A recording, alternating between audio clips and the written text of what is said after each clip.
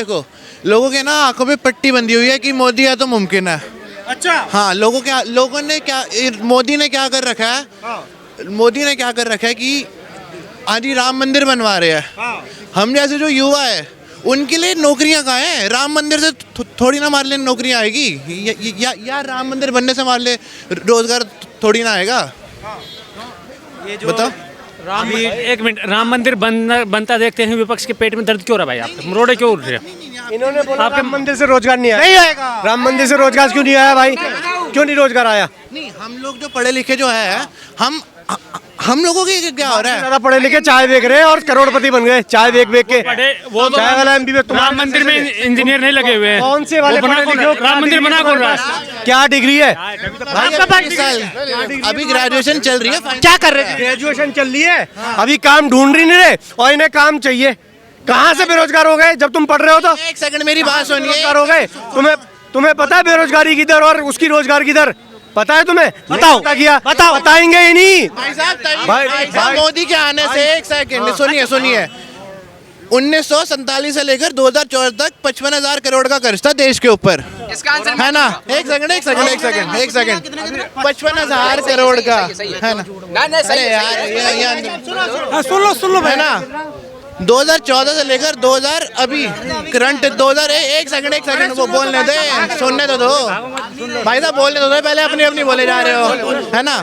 2014 से लेकर अभी 2023 का मान के चलते हैं हम लोग, अभी 24 तो स्टार्टिंग है। हाँ, 9 साल में मोदी ने 1 लाख करोड़ से ज्यादा कर्जा उठा लिया, जितना 70 साल में नहीं उठा भाई, उससे ज्यादा भाई साहब मोदी ने उठा चुके हैं। पता ही नहीं समझ में आता ये आंकड़े कहाँ से लाते हैं। ठीक है, इतना कर्जा है फिर भी इतने रोड बन गए, इतना कर्जा है फिर भी मेक इन इंडिया के थ्रू इतना हमने राइफल्स भी लिया है, हम वो सब कुछ इतना सब कर रहे हैं हम लोग, और हॉस्पिटल भी बन गए, हवाई अड्डे भी बन गए, इतना सब कुछ हो रहा है, इतना डेवलपमेंट हो रहा है, और इतना कर्जा भी है। पता नहीं कैसे हमने 3 वैक्सीन बना दी, हमने 50 देशों को वैक्सीन बांट दी फ्री में, हमने वैक्सीन बांट दी, हम GDP की हेल्प कर रहे हैं, हम श्रीलंका की हेल्प भी कर रहे हैं, अफगानिस्तान से लोगों को ला रहे हैं। मतलब इतना कर्जा है पता नहीं कैसे। और हम पास कितने साल हो गए फ्री में राशन दिए हुए, कोविड के टाइम से राशन बट रहा है और अगले 5 साल तक भी बटेगा, और हमारे ऊपर कर्जा है, पता नहीं कैसा कर्जा है, जो कांग्रेस के टाइम पे कर्जा था लेकिन कोई डेवलपमेंट नहीं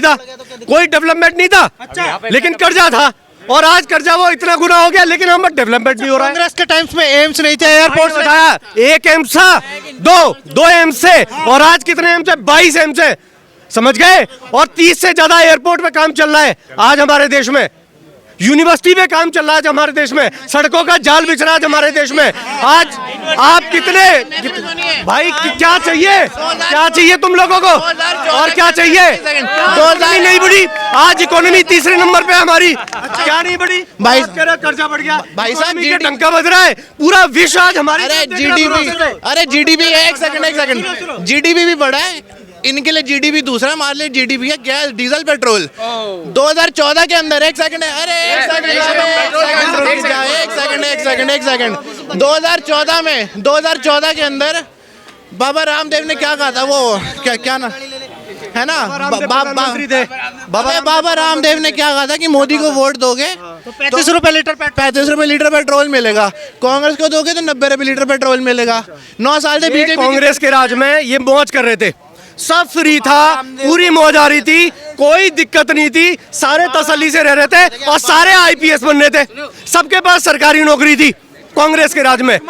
पता नहीं कैसा वो हुआ कि इन्हें 70 साल के बाद भी इन्हें मोदी से डेवलपमेंट की मांग करनी। एक बात 70 साल के बाद भी तुम इतना नहीं कर पाए, तुम गरीबी रेखा से लोगों को नहीं उठा पाए। आज उस बंदे ने 14 करोड़ से ज्यादा लोगों को गरीबी रेखा से। सुनो भाई, ये डाटा तुम नहीं लाओगे, ये डाटा तुम नहीं लाओगे। कितने करोड़, अरे भाई सवाल तो सुनो, कितने करोड़ लोगों को LPG सिलेंडर दे दिए, कितने करोड़ लोगों के घर बनवा दिए, वो डाटा तुम्हारे पास नहीं होगा। 4 करोड़ लोगों का कौन से डाटा लाए मेरे भाई? अभी तो पढ़ ही रहा है, और बेरोजगारी का रोना शुरू कर दिया। एक बात बताओ, जब नौकरी ढूंढने जाओगे ना तब डाटा बताना मुझे, तुम्हारे पास रोजगार है नहीं। हाँ जी, अगर आप दावा कर रहे हैं कि 25 करोड़ लोग गरीबी रेखा से बाहर आए, तो फिर जो डाटा है, हाँ सुनो यार, जो डाटा है वो 80 करोड़ का क्यों दे रही है कि 80 करोड़ लोगों को राशन मिल रहा है? सुनो, पहले तो देखो 80 करोड़ ये उन लोगों के लिए जिनका बीपीएल कार्ड बना हुआ है, जिनका नाम है, जो बिल्कुल गरीब लोग हैं, उनके लिए है। ये कहाँ लिखा हुआ है कि 80 करोड़ लोगों को ही मिलेगा? कहाँ लिखा हुआ है? बताओ मुझे। सरकार डाटा देती है भाई। अरे कहाँ लिखा हुआ है? बताओ ना मुझे। 80 करोड़ लोग बड़े विज्ञापन पे है। केवल उन लोगों को मिल रहा है जो गरीबी रेखा से, ताकि कोई भी आदमी भूखा ना मरे, कोई भी आदमी भूखा ना सोए, उन लोगों के लिए, ना कि तुम्हारे जैसे लोगों के लिए। राशन सही दे रहे हैं? राशन सही दे रहे हैं, क्यों सही दे रहे हैं? बिल्कुल, क्यों नहीं दे रहे? यहाँ हराम की बिजली जला लोगे, हराम की दारू ले लोगे, उसमें तुम्हें दिखाई नहीं देता। फ्री की रेवड़ी बता दो। फ्री की रेवड़ी नहीं है क्या? हराम की मोदी राशन दे दो, वो सही। वो भाई साहब गरीबी रेखा से नीचे वालों को, वो भी तो गरीबों का फायदा है ना भाई साहब। शराब नहीं बट रही है, शराब नहीं बट रही है। शराब पे आप कार्रवाई तो कर रहे हैं। कार्रवाई होगी ना, जब घोटाले होंगे तो कार्रवाई भी होगी। जब कस्में खाते थे अपने बच्चों की, मैं ये नहीं लूंगा, मैं वो नहीं लूंगा, आज 45 करोड़ रुपए अपने घर में लगा के बैठा वो बंदा, और पूरी सिक्योरिटी लेके बैठा वो बंदा। तो ये भैया, जब अगर आप जेल मंत्री जेल में, शिक्षा मंत्री जेल में, आज मतलब कौन सा घोटाला नहीं है? आज वो तुमने जो हॉस्पिटल बनाए थे छोटे छोटे, उनमें भी घोटाला मिल गया है। मतलब कहाँ घोटाला नहीं किया तुमने शिक्षा के नाम पे, विद्यालयों के नाम पे पुताई करवा के और एक कमरा बनवा के तुमने बोल दिया नए स्कूल खुलवा दिए। अबे कितना तुमने बेवकूफ बनाया तुमने जनता का, अब पता चलेगा।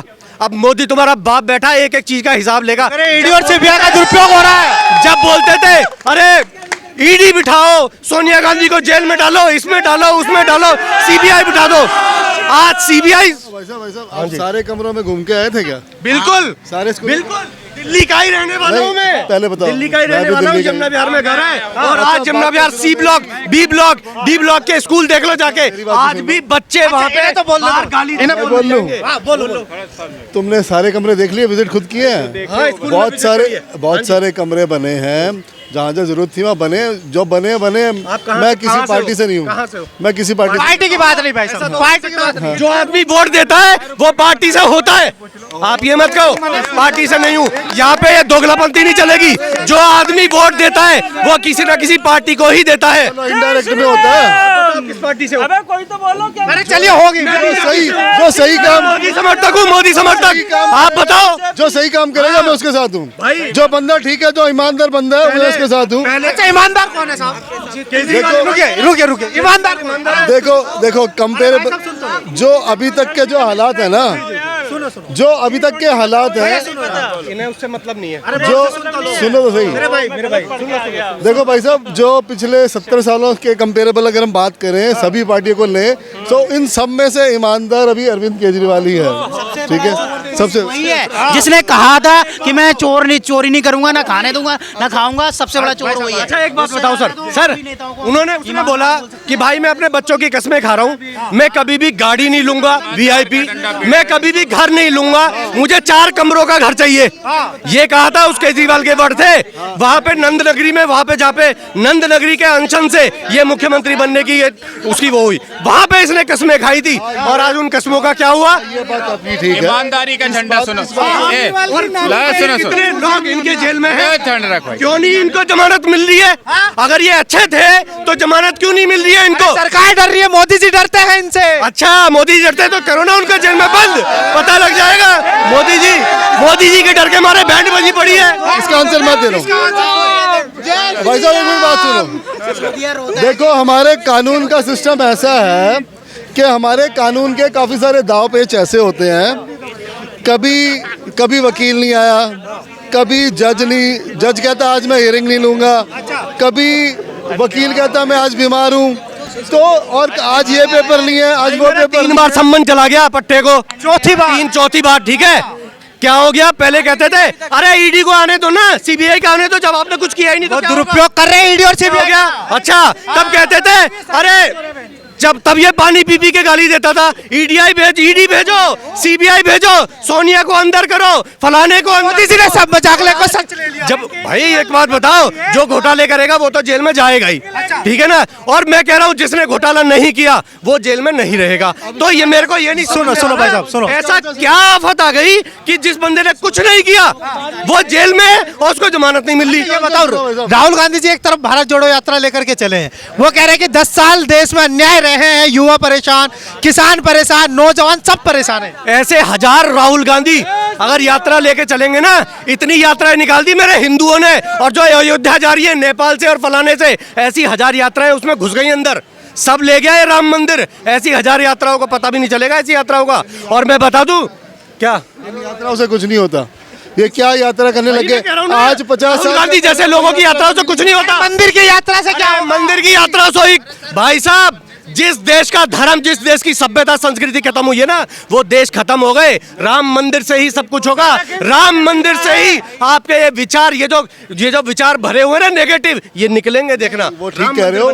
देखो ये जो मेरे हिसाब से जो मैं दूसरे को क्या वो है, मैं अपने दिमाग से कहता हूँ ये जो खर्चा हो रहा है ना, बहुत ज्यादा खर्चा हो रहा है, थोड़ा कम किया जा सकता है। खर्चा किसी के बाप का तो नहीं हो रहा, खर्चा पूरी जनता का हो रहा है। मुझे बताओ, खर्चा तो साफ सरकार का हो ही नहीं रहा। वो तो इन्होंने समर्पण भाव इकट्ठा हुआ, देश से राशि इकट्ठा हुई हिंदुओं से, सबूत है हमारे पास पूरा एक अच्छा पर्चे आपने दिया था डोनेशन? मैंने नहीं दिया, मुझे पता है कि वो पता नहीं वो पहुंचेगा नहीं। आपको कहाँ से पता होगा? पहुंचेगा नहीं पहुंचेगा, मुझे पता है वो नहीं पहुंचता। हमारा मतलब अभी 900 करोड़ रुपए लग गए, 3,500 करोड़ का चंदा इकट्ठा हुआ, 900 करोड़ रुपए लग चुके हैं। पूरा उनके पास डाटा है, सब कुछ ठीक है। और उसमें शंकराचार्य भी है उस कमेटी के अंदर, उसमें कितने विद्वान भी है उस कमेटी के अंदर जो इसको रख रहे हैं। उसमें सारे सिस्टम बनाया हुआ है, कोई ऐसे नहीं है कि सरकार के अंडर में है। सिस्टम है तो ठीक है, अच्छी बात है। तो आप दे देना चंदा, ठीक है ना। और उस मंदिर के बाद ठीक है भाई साहब, कम से कम 3,000 विद्यालय मंदिरों से चल रहे हैं इस देश के अंदर। 3,000। हाँ भाई आराम से, शोर नहीं करना। हाँ भाई शोर मत करो, भाई शोर मत करो। और कितने ही हॉस्पिटल चल रहे हैं मंदिरों के द्वारा, कितने ही। इन मंदिरों ने ये कहते हैं मंदिर से क्या मिल रहा है, मंदिर से ही सब कुछ मिलेगा। इस देश का उद्धार मंदिर ही कराएगा, ये ध्यान रखना। लेकिन इन्हें चिढ़ है मंदिर से। जहाँ कोई मस्जिद बनती है तब ये क्यों नहीं बोलते हैं? जब कोई मस्जिद बननी होती है तब क्यों नहीं कोई बोलते हैं? ये क्यों नहीं कहते कि अस्पताल और विद्यालय उस 3 एकड़ की जमीन पे बना दो ना, वहाँ पे खाली जमीन पड़ी है अभी, तो बनाओ वहाँ पे। क्यों नहीं है? सारा खेल संस्कृति का है, सारा खेल और क्या। जब वही खत्म हो जाएगी, भाई साहब ने बताया ना, वो बचेगा क्या? आपने देखा है ना, संस्कृति आती है, संस्कार आते हैं। एनालिसिस अपने किया कितने कंट्रीज, जितने एम्पायर थे। वैसा मैंने सवाल पूछा, संस्कार आते कहाँ से? नहीं, आप जिस टॉपिक पे बात चल रही है उससे बात करो ना। मैं तो आप ही की बात कर रहा हूँ ना, आपने बोला ना संस्कृति बचेगी। अरे यही तो संस्कृति है। अच्छा, जो चल रही है, संस्कृति का पुनरुत्थान हो रहा है। का पता है, अपनी संस्कृति खो गए आज, उसे ही नहीं पता कहाँ है वो, है ना। तो जिस कंट्री का जितनी सभ्यता है आज तक, हमारा जो कंपटीशन है वो पाकिस्तान पे आके क्यों रुकता है? मैं एक बात कर, मैं सबसे पड़ोसी एग्जाम्पल है। अब कोई टक्कर में नहीं है। पाकिस्तान की कहीं बात नहीं होती है। अब पाकिस्तान में बात होती है कि भैया कहीं बम मत फोड़ देना, साला वो समझ लेगा कि हमने फोड़ा है। वो उसकी ये दिक्कत है, हो रही है कि कहीं आसपास बम मत फोड़ देना, कि नहीं तो वो पागल बैठा है वहाँ कुर्सी पे, वो ये समझ जाएगा पाकिस्तान ने फोड़ा। चीन भी तो अंदर घुस रहा है। करेगी चीन की बात, बाजे बजे पड़े हैं सबके, अभी देखते पीओ के आएगा अंदर। चीन के बैंड बजी पड़ी है, सबकी बैंड बजी पड़ी है। इकोनॉमी इतने बड़े लेवल पे है कि चीन से कंपनियां उठ के आ रही हैं। एप्पल का शोरूम आपको पता है कि एप्पल का एक बॉम्बे में लग गया है और एक बेंगलोर में लगने वाला है। वो कहाँ से उठ के आया? चीन से। चीन की बैंड ऐसे बजेगी, आप उस लेवल पे मत जाओ। वो इतना अकलमंद आदमी है ना, 4 कदम चल के मालदीव की बैंड बजा दी उसने, 4 कदम चल के बस मात्र। जो लोग ये समझते हैं ना कि मतलब ये, अरे भारत अब वो वाले भारत नहीं रहा मेरे भाई। भारत अब हर तरीके से मजबूत है। भारत चाहे आर्थिक व्यवस्था हो, चाहे विदेश नीति हो, किसी भी लेवल पे आप आज भारत को गिन लो, भारत ऊंचाइयों पे खड़ा हुआ है आज। भारत ऊंचाइयों पे खड़ा हुआ है। जैसे भाई साहब ने बताया ना, भारत ऊंचाइयों पे खड़ा है। तो जो लोग ये नेगेटिव है ना भाई, इनका और वेट है ये, और पॉजिटिव से हो जाए तो मजा आ जाएगा। मजा आ जाएगा। हाँ बस भाई यही है, यही कृपा अटक रही है। कृपा है। हाँ, नेगेटिव बोल रहे ना। अच्छा, जो नेगेटिव लोग 24 का क्या माहौल है? हाँ 24 में तो मोदी जी है, माहौल की बात ही मत करो। मोदी जी, बस मोदी जी।